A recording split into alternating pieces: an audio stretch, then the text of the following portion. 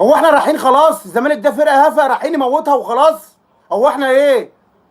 لا احنا رايحين نكسب بعرقنا، رايحين نلاعب بطل مصري، رايحين نلاعب بطل مصري في كاس السوبر في السعوديه، والكاس السوبر اللي كان بيننا وبينهم اللي فات هم كسبوه جنوب افريقيا. ازاي الزمالك دلوقتي فريق فاضي؟ فريق فاضي بأمارة ايه؟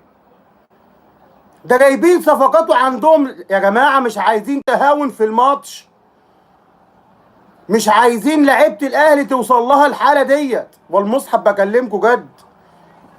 عشان لعيبه الاهلي لو وصل لها تصريحات دي، انا بقول لكم الماتش ده كده انا مش متفائل خير بكلام اللي بيحصل في الاعلام واحمد بلال اللي هو قالوا لي. بس يا جماعه عيب عيب اما تكون انت راجل لعيب دولي ولعبت في اهلي ومنتخب مصر، ايه اللي انت طالع تقوله ده؟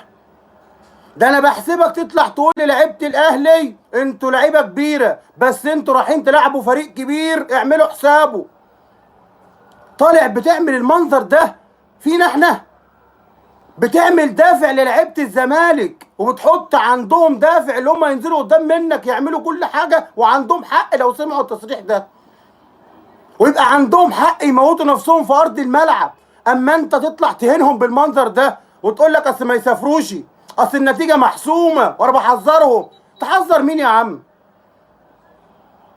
لا عيب.